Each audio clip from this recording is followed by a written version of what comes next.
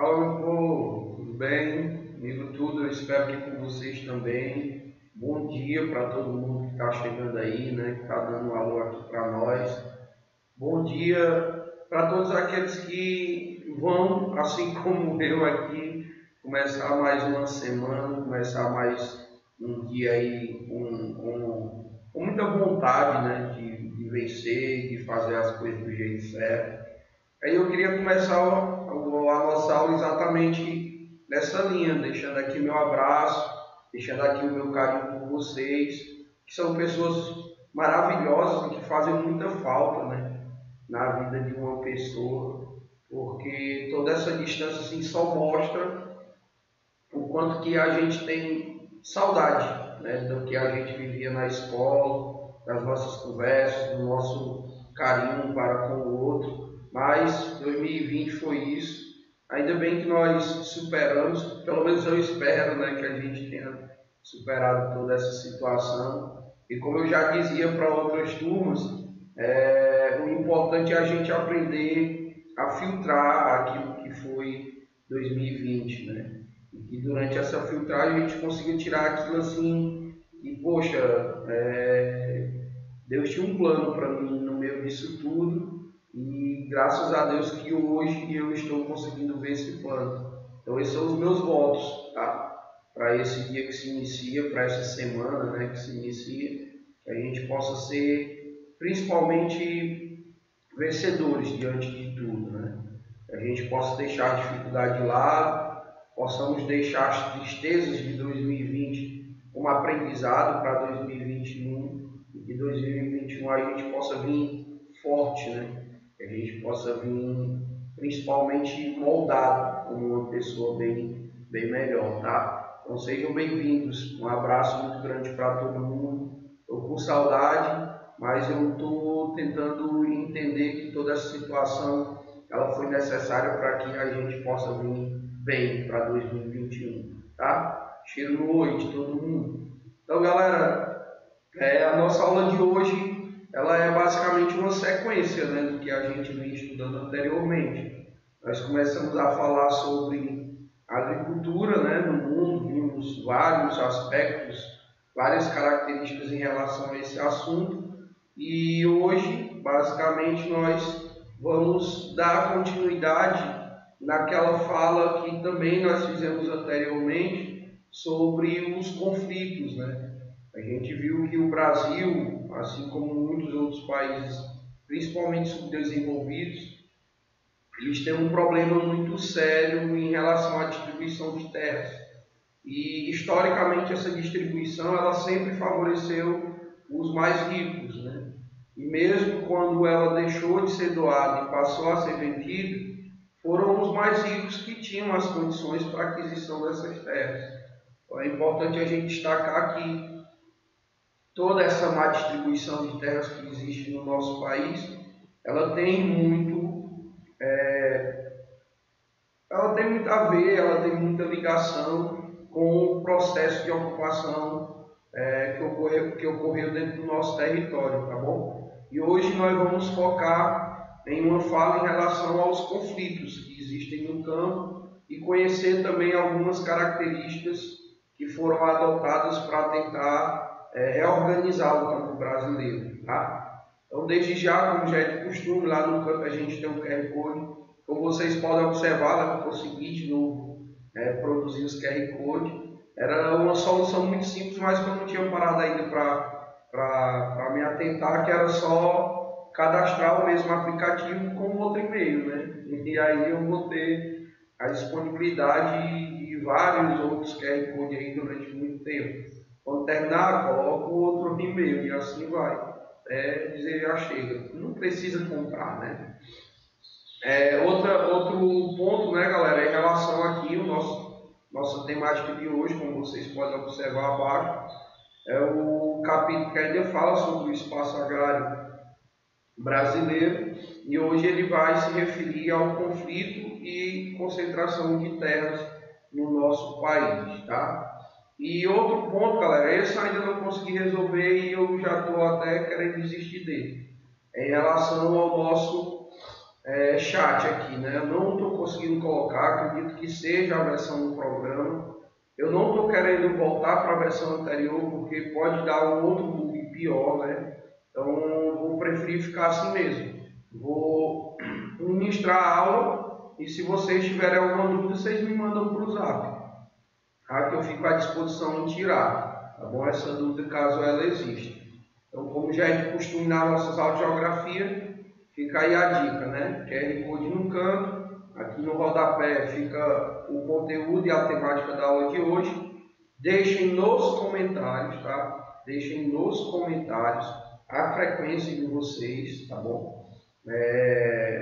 Já que o chat eu não estou conseguindo colocar, vocês vão lá nos comentários do vídeo e colocam fulano, a turma tal, o número tal, que é para eu poder ter esse controle. E tem também aí a minha monitoria que sempre também faz o levantamento e repassa para mim durante o vídeo. E quando eu finalizar, eu posso ir lá também dar uma conferida na galera que esteve, quanto tempo esteve, etc, etc, etc.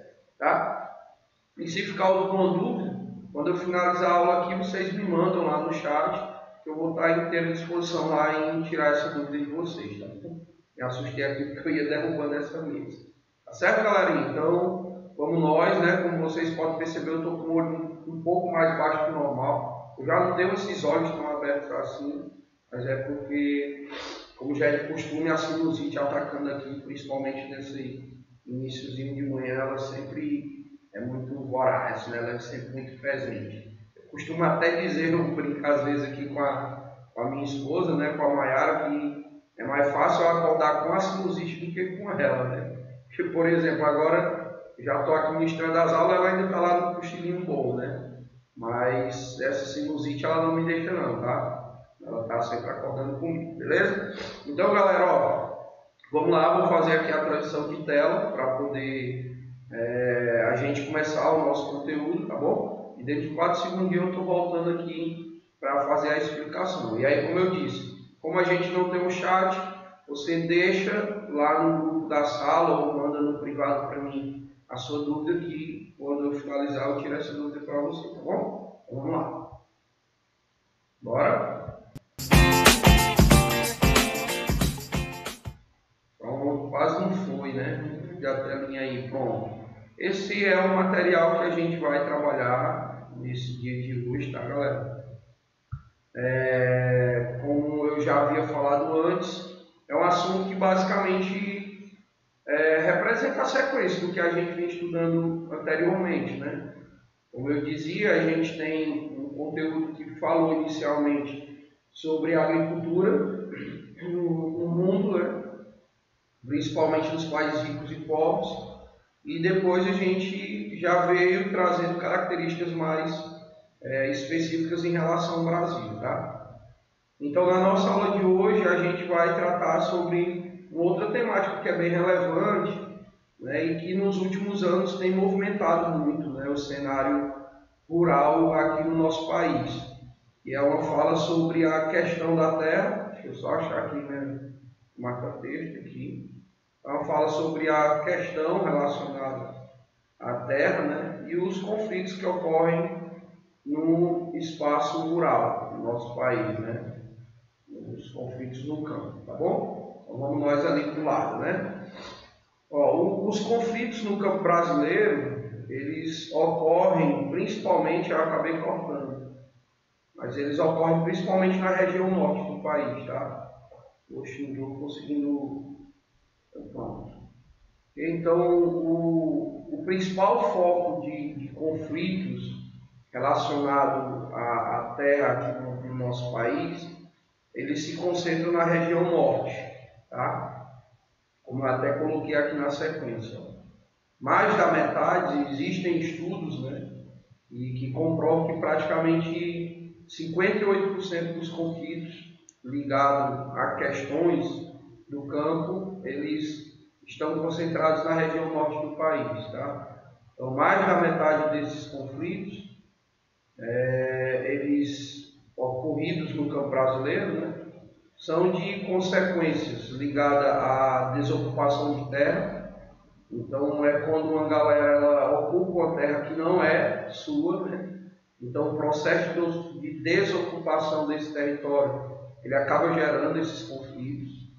De resistência, que geralmente está ligado a movimentos sociais, né, que lutam por uma melhor distribuição de terras no país, como é o caso do MST, né, o movimento dos sem terras, que a gente vai citar aqui mais na frente, e de enfrentamento, né, esse enfrentamento está ligado principalmente àquela galera que vai mesmo, né, para o combate para garantir a posse de suas terras.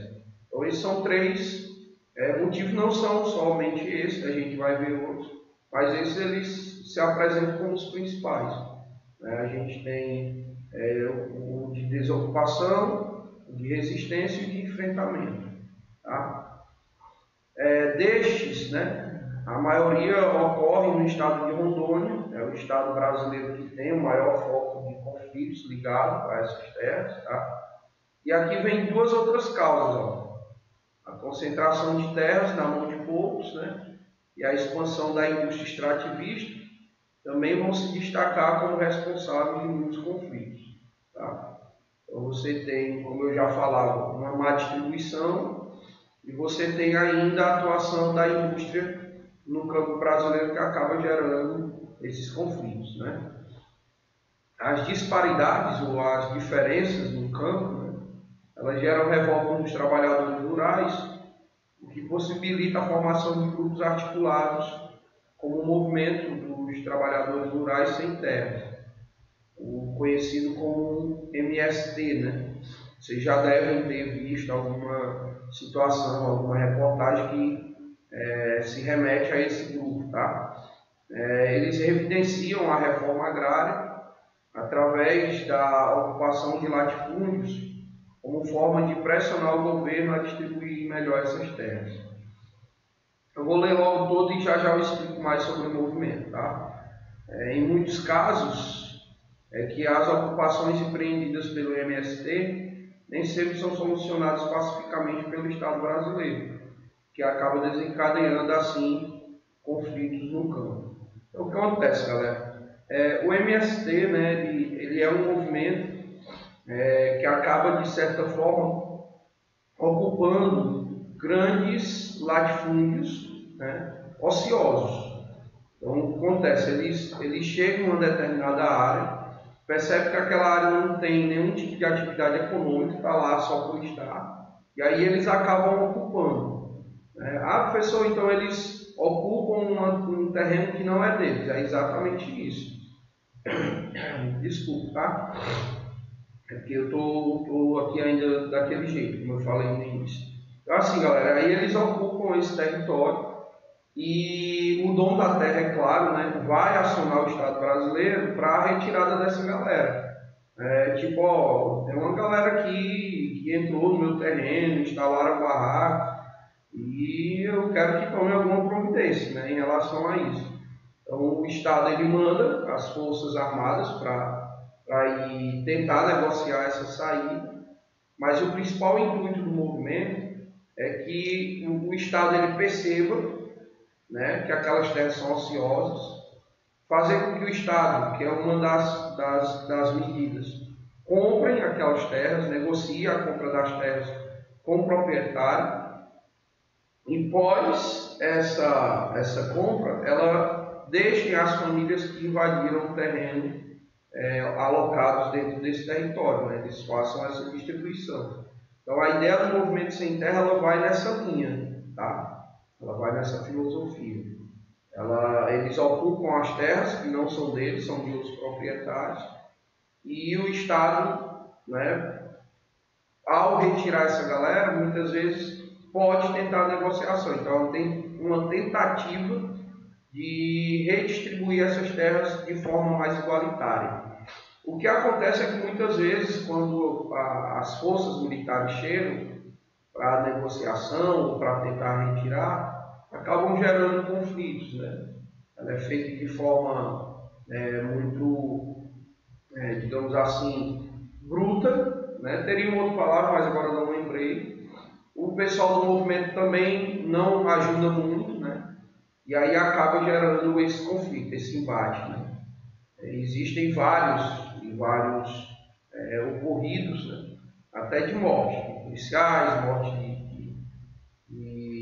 de representantes do movimento que estavam ali, exatamente por conta desse embate físico, desse embate conflituoso, né, numa tentativa de negociar a saída mais sucedida, tá bom? É mais ou menos por aí, eu acredito que vocês consigam entender. Aqui do lado, galera, eu coloquei aqui algumas reportagens, né, sobre essa situação e outras também, depois vocês podem dar uma olhadinha aí e se tiver alguma curiosidade pesquisar um pouco mais, tá? Outro artifício, esse que a gente já falou, coloquei só para reforçar porque realmente ele é muito comum no campo, tá?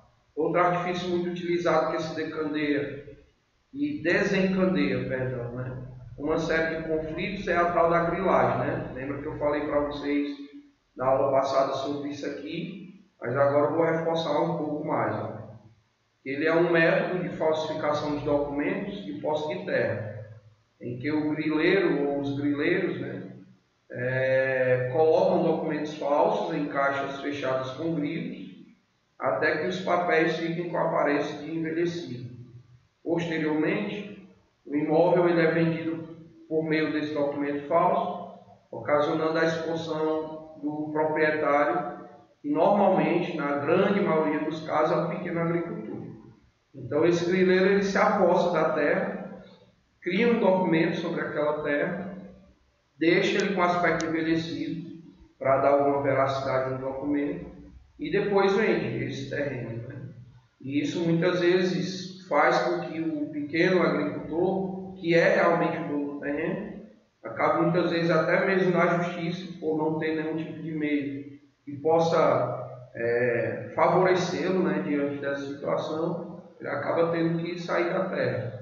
Então isso é muito comum também no nosso país, eu já tinha falado sobre isso em materiais anteriores, estou reforçando aqui de novo para que vocês entendam que uma parte desses conflitos ele acaba sendo gerado pela atuação desses grileiros, tá? Outro problema o outro problema é a atual organização da produção agrícola, que eu já até havia citado lá em cima, né?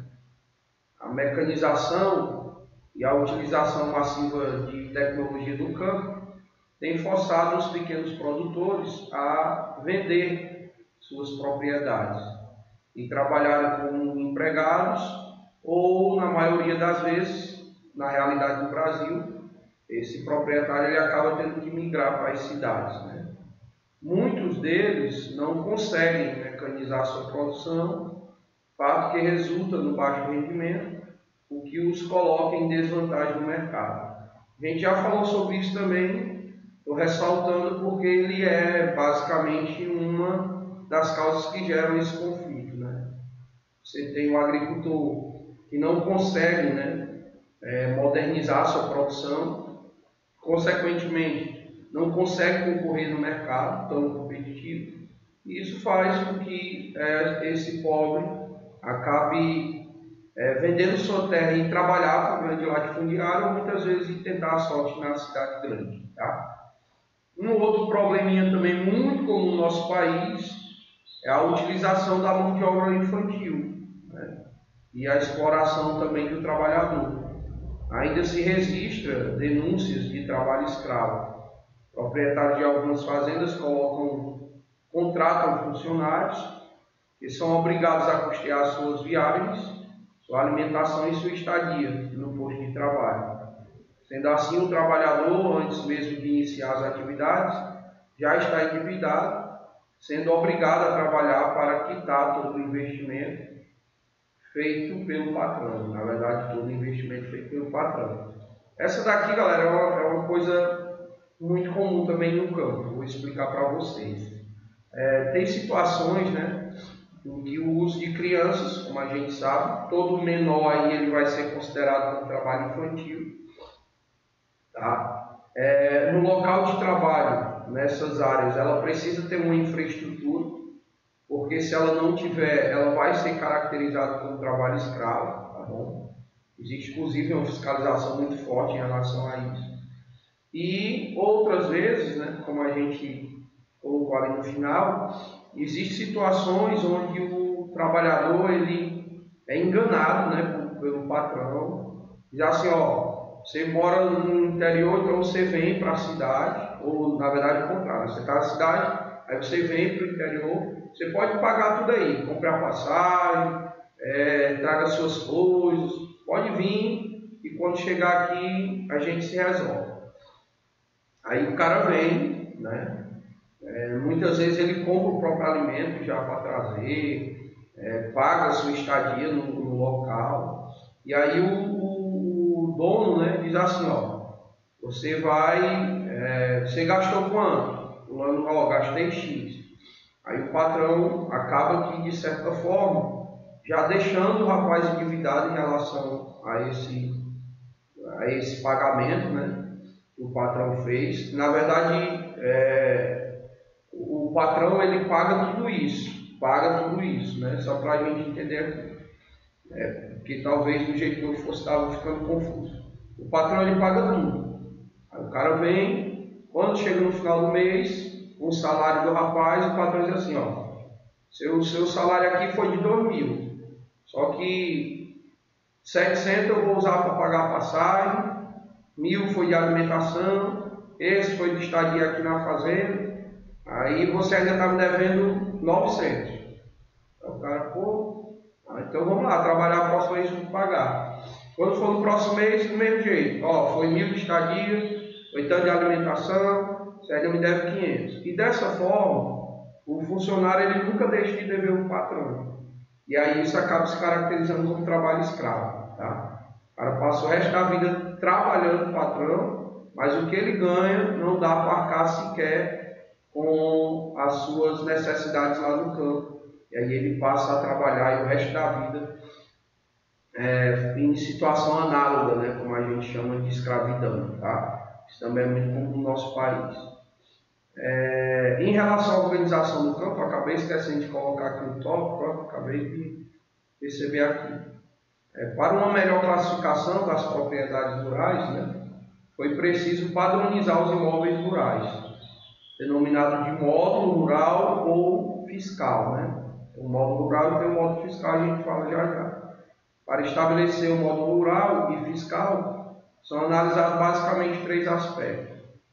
A localização, se o imóvel rural se encontra próximo dos grandes centros e conta com infraestrutura, terá uma área menor. Tá?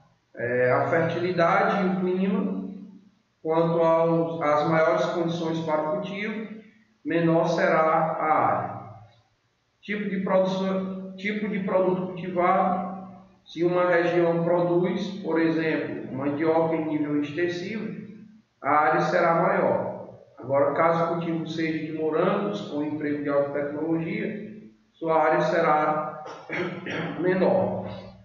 Então, entenda, galera. Aqui ele vai definir como módulo, principalmente entregando o tamanho dessa área utilizada para a produção. Então, como vocês veem, ó, se ele analisa a localização, né, que é um dos pontos, localização. Se esse imóvel estiver próximo de um grande centro, né, muito próximo de áreas muito urbanizadas, e esse imóvel ele conta com uma infraestrutura boa, ele obrigatoriamente tem que ter uma área mais reduzida. Então ele não pode ser uma área muito extensa, ele tem que ser menor, porque pela sua localização ele acaba tendo que ser tipo obrigado, né, a ter essa menor extensão. Em relação à fertilidade do clima, da mesma forma, se as condições forem bem favoráveis para isso, como ele não vai fazer muito investimento, a ideia é que ele tenha uma área menor. Tá? Só mesmo quando o tipo de produção for a nível extensivo, que é aquele que usa pouca tecnologia, né? Mão de obra braçal, técnicas rudimentares, como a gente já falou no passado, aí ele pode, né, ter uma área de cultivo maior. Se ele usa muita tecnologia, aí essa área ela tem que ser reduzida. Então houve, né, digamos assim, essa padronização dos imóveis. Tá? Aqueles que têm mais tecnologia, que estão próximos dos grandes centros, e melhores condições de produção, as áreas devem ser menores. Se ele não tiver situação, aí é permitido que ele tenha uma área maior, tá? Depois dessa padronização, aí vão ser estabelecidas as categorias das propriedades. Ó, essas características, tá, galera? É o que a gente chama de módulos. Se for uma área muito extensa, aí é o tal do módulo rural. Se for uma área menor, aí já é um módulo fiscal, porque existe uma fiscalização para poder ver se digamos assim, essa classificação ela está sendo respeitada, né? Essa maior ou menor propriedade. Então, depois da padronização, aí vem as categorias. E, na verdade, são 4 categorias. Nós chamamos de minifúndios, os latifúndios por dimensão, os latifúndios por exploração e a empresa rural. São as 4, digamos aí, categorias de propriedade. Então, o que seriam os minifúndios? São pequenas propriedades rurais, responsáveis pela produção de cerca de 70% de todo o alimento consumido no país, com utilização em geral de mão de obra familiar. Então, os minifúndios, como o próprio nome já diz, são áreas menores dedicadas ao cultivo, né? Nesse caso, o minifúndio ele pode ser um módulo rural, mas ele pode ser também um módulo fiscal, tá bom? Ele pode apresentar as duas características.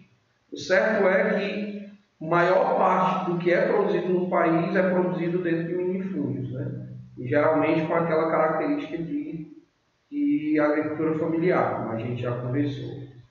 Os latifúndios por dimensão, esse daqui você já percebe que são as maiores extensão, né? Latifúndios, minifúndios, latifúndios. Então, os latifúndios por dimensão, eles correspondem às grandes propriedades rurais, com atividade vinculada à agroindústria, e seus produtos geralmente são destinados para o mercado externo. Então, essa é a diferença de uma para outra. A por dimensão, geralmente, ela tem uso de muita tecnologia e toda a produção ela serve para atender o mercado externo, né, o mercado internacional. Os latifúndios por exploração, esse tipo de propriedade tem como característica a improdutividade, pois o proprietário adquire terras com o intuito de desenvolver especulação imobiliária. Dessa forma, não há nenhuma intenção de cultivá-las, produzindo empregos, impostos, colaborando com o crescimento econômico do país. Aí, galera, é a diferença que a gente tem entre o latifúndio por dimensão e o latifúndio por exploração, né? A gente pode até dizer aqui que o latifúndio por dimensão ele é uma área produtiva. Já o por exploração é uma área improdutiva. Por quê? Porque esse outro modelo, o por exploração, a única ideia do cara é a posse da terra. Muitas vezes para depois lotear e vendê-lo. Mas ele não tem nenhum tipo de intuito de produzir, como ele coloca ali no final. Se ele não produz, ele acaba não gerando empregos, né? Se ele não gera emprego, ele não paga impostos. E isso acaba atrapalhando o crescimento econômico brasileiro. E isso é muito comum no Brasil. Existem estudos que comprovam que praticamente 80% das áreas de latifúndio elas são improdutivas. Elas existem, mas só como posse. É tipo, eu comprei um terreno em tal lugar. Alex, tu vai plantar alguma coisa? Não, deixa lá. Quando ele se valorizar, eu vou ter, vou lotear e vou vender esse terreno. Pronto, é para isso. Isso é o que nós chamamos de latifúndio por exploração. O cara que tem grandes extensões de terra, mas que essa posse é apenas com a visão de vender e não de produzir dentro dessa área, tá? E aí nós temos a empresa rural. Ela é uma propriedade de porte médio e grande que produz matéria-prima, laranja, soja, cana-de-açúcar, leite, carne, entre outros. Ela está destinada para a agroindústria. Aí vem um outro ponto que vocês precisam observar, que essa empresa rural, na verdade, ela é um suporte, digamos assim, para o latifúndio por dimensão, né?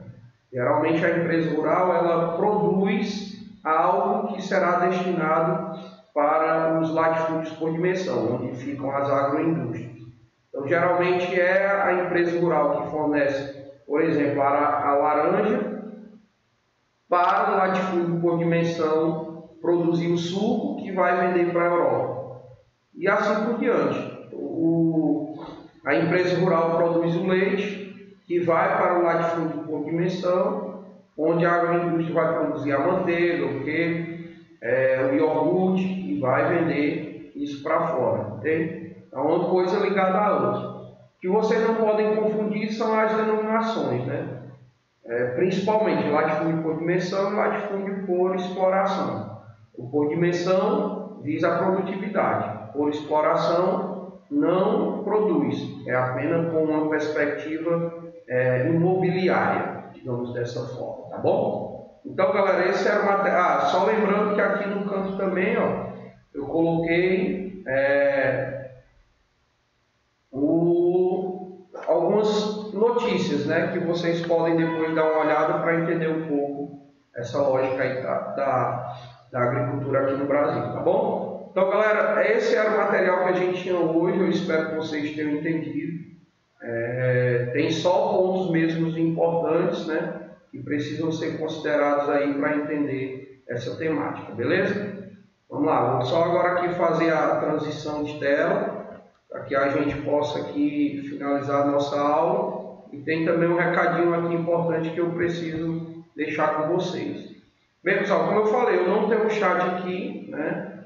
Mas aí vocês... Espera aí só um minutinho aqui, galera. Vou estar ligando aqui. Ô, Jesus. O programa ao vivo é assim mesmo, né? Vocês sabem. Então, assim, galera, o chat não está, mas vocês podem mandar no zap, estou aqui com o celular, que já dou uma conferida aí para ver quem está mandando e já começar a responder todo mundo. A última mensagem que eu tinha aqui é em relação ao nosso trabalho, tá? Usem a aula de atividade para concluir o trabalho. Então, quem ainda não fez, ou quem ainda está fazendo, use para terminar essa aula, que hoje, meio-dia, eu vou criar a pasta de postagem. Alex, eu tenho que postar hoje? Não. A pasta vai ficar lá e vocês terão até sexta-feira, meia-noite, para fazer essa postagem, tá bom? Ela vai ficar a semana toda para que vocês possam postar esse trabalho, beleza? Usem a aula para isso, né? Aula de atividade. Se tiver alguma dúvida, manda também para mim durante a aula, tá? Não esquece, pode perguntar. Alex, não entendi isso. Alex, isso aqui tá legal. Alex, eu posso colocar? Fiquem à vontade. Façam do jeito que vocês quiserem, né? Desde que fique bem feito. Mas se tiver alguma dúvida, manda para mim que eu ajudo vocês a tirar essa dúvida, tá bom? Então, galera, ó, no mais, não esquece.